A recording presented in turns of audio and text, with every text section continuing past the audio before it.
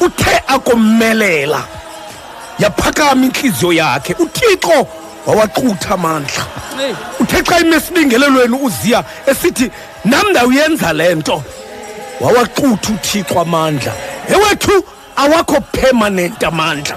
Unganguzwi lakho ngoku, qhuba ngoku ube nguzwi lakho, kodwa ukho ozaba nelizwi phezu kwakho ekupheleni kwamandla.